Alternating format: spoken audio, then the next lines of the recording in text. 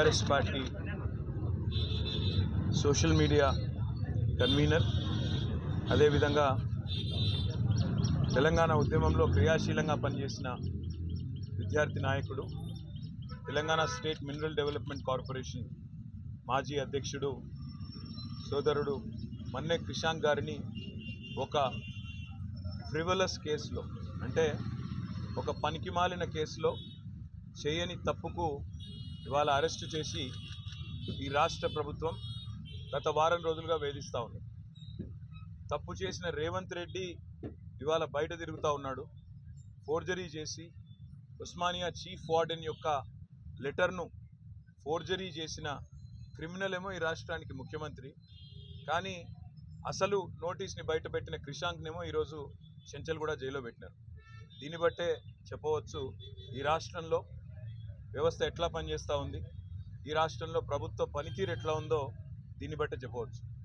ఇవాళ ఈ రాష్ట్ర ముఖ్యమంత్రిగా ఉన్న రేవంత్ రెడ్డి గారిని నేను అడుగుతా ఉన్నా, క్రిషాంక్ కనుక పెట్టిన సర్క్యులర్ తప్పైతే నేను ఇదే చెంచల్గూడ జైల్లో నేను జైలుకి పోతాను. ఒకవేళ నువ్వు పెట్టిన సర్క్యులర్ ఫేక్ అని మేము రుజువు చేస్తే నువ్వు జైల్లో కూర్చుంటావా అని చెప్పి నేను రేవంత్ రెడ్డిని అడుగుతా ఉన్నా.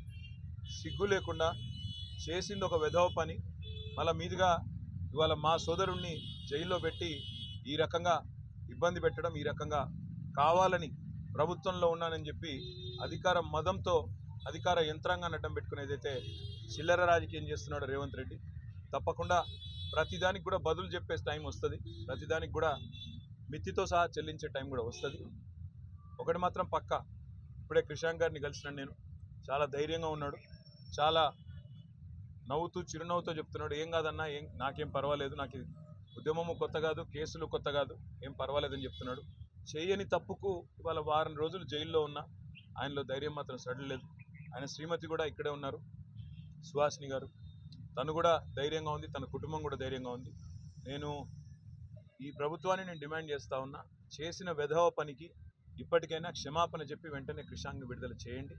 లేదా నిజంగానే రేవంత్ రెడ్డి నీకు దమ్ముంటే నువ్వు ముందుకు రా, ఎక్స్పర్ట్స్ ముందు పెట్టు, నువ్వు పెట్టిన సర్క్యులర్ పెట్టు, క్రిషాంక్ పెట్టిన సర్క్యులర్ పెడదాం, ఏది ఒరిజినల్లో తెలుద్దాం, ఏది డూప్లికేట్, ఏది ఫోర్జరీ తెలుద్దాం, ఆ తర్వాత ఎవరు చెంచల్గూడలో కూర్చోవాలో కూడా తెలుద్దామని చెప్పి కూడా నేను రాష్ట్ర ముఖ్యమంత్రిని, ఈ రాష్ట్ర ప్రభుత్వాన్ని డిమాండ్ చేస్తూ ఉన్నా. ఇకనైనా బుద్ధి తెచ్చుకొని, ఇకనైనా సిగ్గు తెచ్చుకొని, చేసిన తప్పును సరిదిద్దుకొని మరి వెంటనే క్రిషాంక్ని విడుదల చేయాలని చెప్పి కూడా నేను డిమాండ్ చేస్తాను. For more videos like this, subscribe Big TV channel.